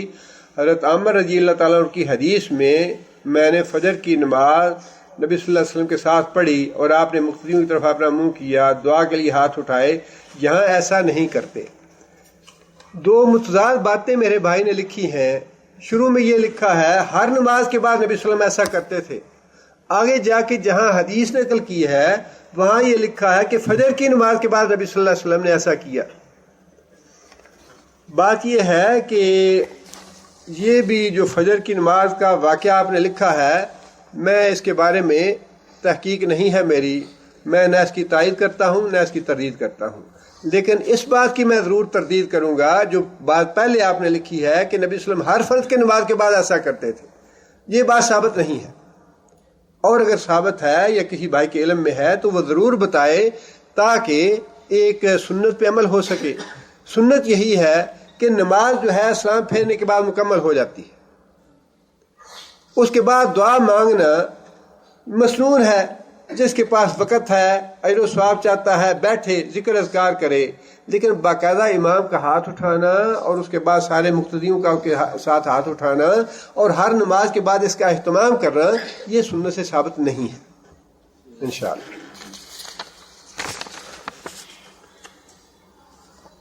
ایک سفر میں ایک سے زیادہ عمرے کرنا سنت سے ثابت ہے یا نہیں؟ ایک سفر میں ایک عمرے سے زیادہ عمرے ادا کرنا سنت سے ثابت نہیں ہے. سوال کا جواب تو اتنا ہی ہے. ایک بھائی ہیں ہمارے درس کے ساتھی عبدالفار صاحب، پاکستان گئے ہوئے ہیں، بیمار ہیں، اللہ تعالیٰ شفا عاجلہ اور کاملہ عطا فرمائے انہیں. اور اسی طرح ایک اور بھائی نے لکھا ہے کہ وہ بیمار ہیں، اللہ شفا عاجلہ اور کاملہ عطا فرمائے انہیں. اور ایک بھائی نے لکھا ہے کاروبار کے سلسلے میں انہیں پریشانی ہے، اللہ تعالیٰ ان کی پریشانی دور فرمائے. ایک بھائی نے لکھا ہے پاکستان میں وہ اپنا گھر خریدنا چاہتے ہیں، اللہ تعالیٰ ان کے مال میں اور گھر بار میں برکت عطا فرمائے.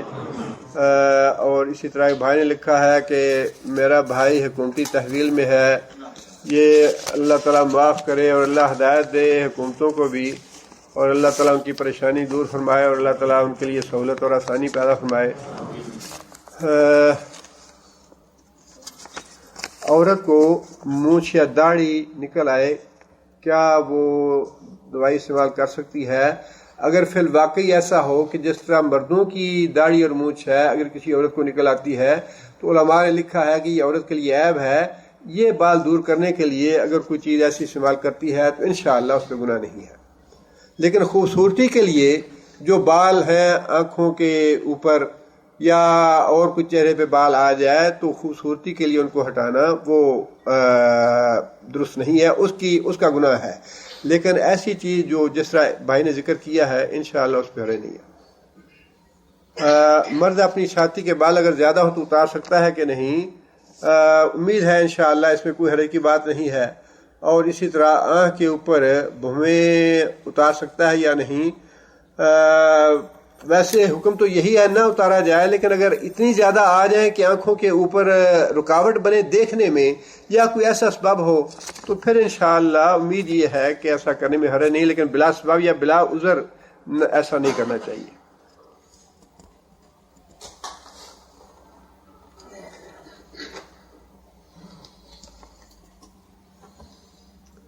ایک شخص نے وصیت لکھی کہ میرے نماز جنازہ پڑھنے سے پہلے لوگوں کو سنا دیا جائے کہ اس حاضر میت کی نماز جنازہ وہ شخص پڑھ سکتا ہے جس نے غیر اللہ کے نام کی نظر نیاز اس نماز جنازہ میں میت کا والد، بیٹا، بھائی غیر اللہ کے نام کی اشیاء دینے والا ہو۔ اگر کوئی اس میں حکمت ہے، اگر کوئی ایسے لوگ ہیں جنہیں وہ جانتا ہے کہ وہ آئیں گے اور ان کو روکنے سے بگاڑ پیدا ہوتا ہے اور ان کو روکنے سے کوئی فتنے کا ڈر ہے تو پھر انشاءاللہ عام اعلان اگر کر دیا جائے اس مصلحت کے تحت تو انشاءاللہ کوئی حرج نہیں۔ ایک بھائی نے لکھا ہے کہ ان کی قبر میں تکلیف ہے، اللہ تعالیٰ شفا عاجلہ اور کاملہ عطا فرمائے۔ اور ایک بھائی ہے، انہوں نے لکھا ہے کہ وہ انڈیا جا رہے ہیں خروج پر اور دعا فرمائے کہ اللہ تعالیٰ ان کے روزی اور ایمان میں برکت عطا فرمائے۔ شریعت میں احسان فراموش کی کیا سزا ہے؟ احسان فراموش جو بڑا جامع سا لفظ ہے، اس کا مفہوم آپ کے ذہن میں معلوم نہیں کیا ہے، لیکن اللہ اور اللہ کے رسول کی ہر نافرمانی جو ہے وہ گناہ ہے۔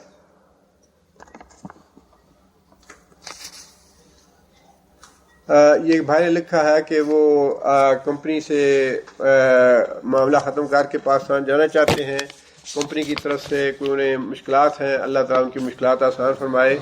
اور ایک بھائی نے لکھا ہے کہ دنیا اور آخرت کے معاملے میں ان کے لیے دعا کی درخواست ہے، اللہ تعالیٰ ان کی نیک خواہشات پوری فرمائے۔ باقی انشاءاللہ کروں گا۔ یہ ایک اعلان ہے، آپ کو معلوم ہے کہ پچھلے جمعے ثنیہ جدید میں کانفرنس ہوئی تھی۔ اس کانفرنس کے بارے میں جو حضرات اس میں شریک تھے ان سے یہ ایک درخواست ہے، ریکویسٹ ہے کہ وہ اپنی اس کانفرنس کے تاثرات جو ہیں یا اس پہ کوئی تبصرہ وغیرہ وہ اگر لکھنا پسند فرمائیں تو باہر دروازے پہ آپ کو یہ پیپر مل جائے گا۔ جو لوگ لکھنا پسند فرمائیں وہ لکھ کے دے دیں، لیکن وہی لوگ تبصرہ فرمائیں یا اپنے تاثرات کا اظہار کریں جو خود اس میں شریک